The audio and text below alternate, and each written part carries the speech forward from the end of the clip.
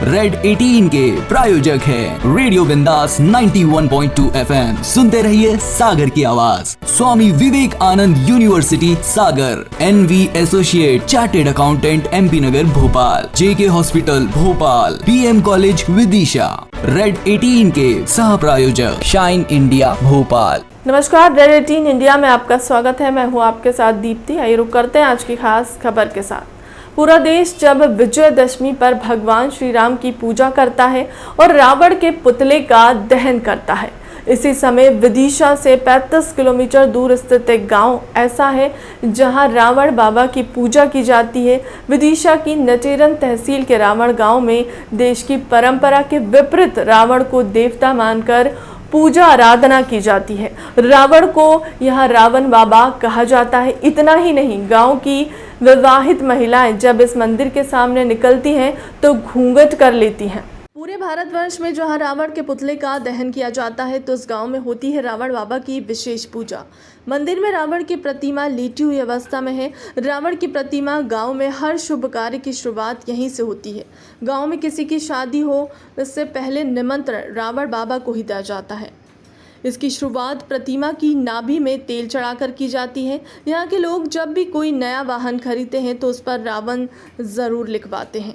दशहरे में पसरा रहता है सन्नाटा। पूरे देश में जब दशहरे पर रावण दहन की तैयारी होती है उस समय गांव में मातम पसर जाता है।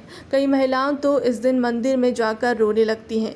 गाँव के लोग भी कहीं बाहर नहीं जाते हैं।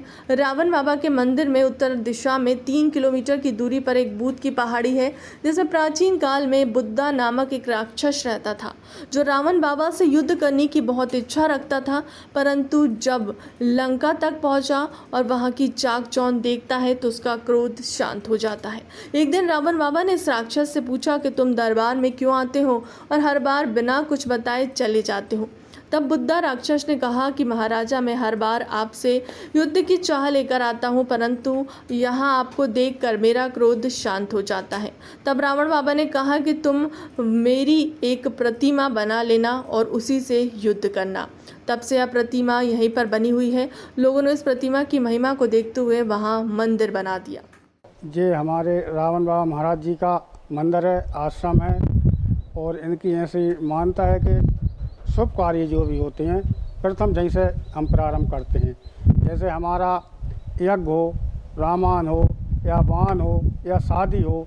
जैसे शादी है तो पहले नारियल, अगरबत्ती, तेल का प्रवाह इनकी नाभि में लगाया जाता है जब हमारी शादी संपन्न होती है। नहीं तो हमारी शादी संपन्न नहीं हो, विघ्न आती है। करैया गर्म तो होती ही नहीं है, दिन भर ही भट्टी जलती रहेगी, नौकरी भी गर्म नहीं होगी।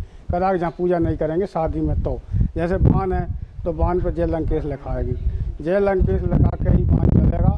जैसे कंपनी से उठ के कोई सा ही बाण आएगा यहीं रखाएगा, यहीं पूजा होकर फिर गांव में प्रवेश होता है। ये प्रथम भगवान मानते हैं मैंने रावण बाबा को, क्योंकि ये ब्राह्मण देवता हैं, ज्ञानी हैं, तो ये इनकी मान्यता है। क्योंकि इनके बगैर हमारा कोई कार्य सिद्ध नहीं होता है। ब्याह, शादी, वाहन का जो भी पहले हम इनको समझना पड़ती है।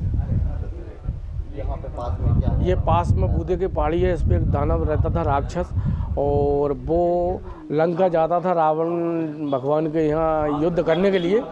तो वहाँ जाके उसकी ताकत कम हो जाती थी। तो 1-2 बार गया तो उनने पूछा कि आप यहाँ क्यों आते हो, कुछ बोलते हो नहीं। तो उनने कहा कि मैं आपसे युद्ध करना चाहता हूँ, लेकिन यहाँ आके मेरी ताकत कम हो जाती है तो मैं आपसे युद्ध नहीं कर पाता। तो उनने कहा हम आपको वहीं आके नहीं युद्ध करेंगे। तो आए, यहाँ युद्ध किया और ये मल्ल युद्ध हुआ। तो उसी समय से ये तालाब का निर्माण यहाँ हुआ है।